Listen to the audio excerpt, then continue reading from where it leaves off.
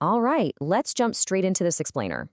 Today, we are unpacking a highly provocative critique of mainstream physics and exploring a totally alternative unified field theory. We're going to dig into some source material that challenges the very foundation of how we understand gravity.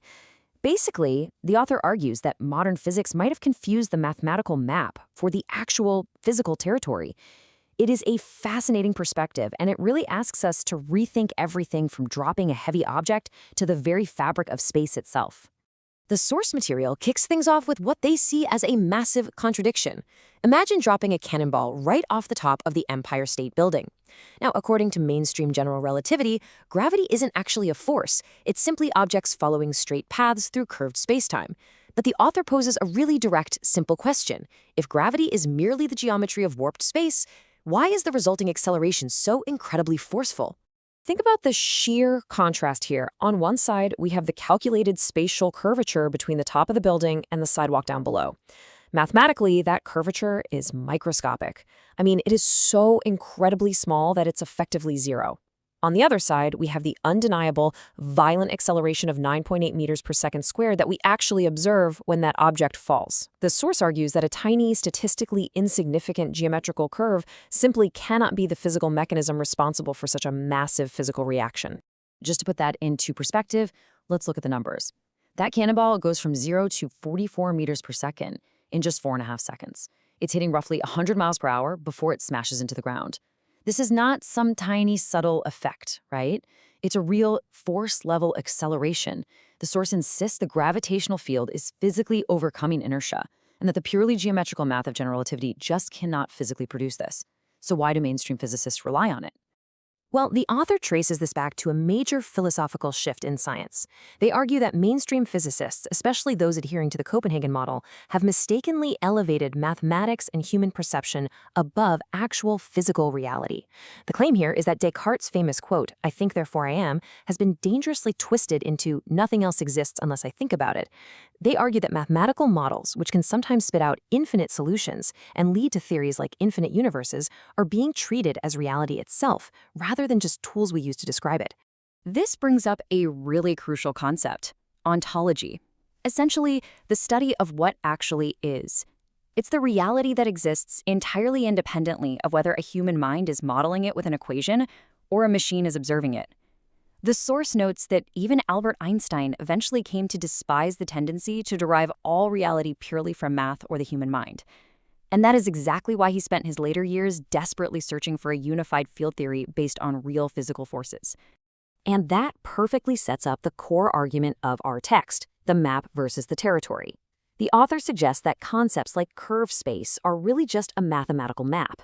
They're a clever way to encode the gravitational field on paper. But that geometry is not the cause of gravity. It's not the physical territory of the universe itself. Claiming curved space causes gravity is kind of like saying the contour lines on a topographic map are what literally make a mountain steep. The map describes the field, absolutely, but the field is the real thing. Which obviously begs the question, if gravity isn't just the geometry of space, what is it? How can we prove there is an actual physical field out there? To help us understand, the source points us away from complex chalkboard equations and toward a very visceral sensation that pretty much all of us have experienced firsthand: magnetism. Think about this simple thought experiment. You take two identical magnetic steel bars and you try to push their north poles together. Instantly, your hands feel that resistance, right? The bars push back. You're experiencing a field gradient. You certainly aren't feeling warped space, and you are not feeling a math equation. You are feeling a significant physical force transmitted through matter, which is mediated by the alignment of electrons. According to the text, that directional resistance is a real force being transmitted through a real substrate. When you push those magnets together, the subquanta particles between them become extremely dense, and you tangibly feel that density. The author eloquently describes this as feeling the grain of the universe pushing back against your hands. It's localized, it is directional, and for the author, it is undeniable proof of a physical substrate. And that brings us right to the author's proposed unified field theory. They argue that space isn't empty, and it isn't merely a geometric grid. Instead, it's completely filled with a subquantum ether. Now, scratch the old atomic ether scientists used to argue about. This is a substrate made of much smaller hypothetical particles based on observable facts. We're talking about atons, which make up neutrinos and give form, structure, and spin. We've got polarons, which are simple subquanta particles carrying charge, and we have e-gluons, or ether gluons, which bind the atons and polarons together. So in this unified model, magnetism and gravity aren't these totally separate, disconnected things. They are basically siblings, unique forces impacting the exact same unified field substrate. While magnetism is driven by the alignment of electrons, creating density in the polarons, gravity, which the author actually calls general magnetism, operates on that very same ether of space. It is all about how mass impacts the density of this underlying subquantum fabric. To really grasp how mass impacts this fabric, the source defines matter in a beautifully simple way. Matter is just stabilized energy, while energy, like heat, is just matter in intense motion. When a massive amount of this stabilized energy, like a planet, impacts the unified substrate, it creates a density gradient. The ether actually becomes denser the closer you get to the mass. This difference in density creates pressure, and that pressure pushes with an incredibly powerful force. It's a lot like how deep ocean water can physically crush a submarine. The density causes pressure, and that pressure is a real physical force. That is what physically overcomes our falling cannonball's inertia. Now, you are probably asking, okay, where is the real-world proof of this propagating physical force? Well, the source gives us a spectacular modern observation to argue that gravity acts as a physical force traveling through a substrate, rather than being instantaneous mathematical black magic. And it all comes down to a tiny, tiny window of time. Exactly 1.7 seconds. Back in August 2017, two neutron stars merged in a galaxy over 130 million light-years away. At exactly 12:41:04 UTC, the LIGO and Virgo detectors picked up the gravitational wave signal from this massive event. Roughly 1.7 seconds later, the Fermi Gamma Ray Burst Monitor detected a burst of light, gamma rays, from the exact same direction. This is wild, because it visually demonstrates that gravity and light traveled across 130 million light-years of space and arrived at almost the exact same time. That 1.7-second delay is absolutely monumental for the author's argument.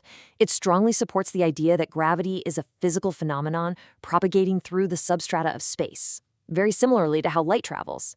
If gravity were just an instantaneous mathematical property of space, it wouldn't propagate like a wave over time. The fact that these two forces travel at the same speed through space proves, according to the source, that gravity isn't math, it's an actual physical force moving through a tangible ether. I know what you're thinking. What about the famous proofs of curved space? Well, the author tackles these head-on, arguing they are just empirical physical forces, not warped space-time. For instance, they argue GPS systems are impacted by the actual physical Doppler effect, not by time warping. They point out that atomic clocks are physically impacted by motion, even noting that at extremely fast speeds, a regular wind-up timex is actually more accurate than an atomic clock. Furthermore, the famous anomaly in Mercury's orbit is explained by the physical time it takes for the force of gravity to reach the planet, not geometry. And while objects in the universe are definitely expanding outward, the source asserts there is zero proof that space itself is stretching.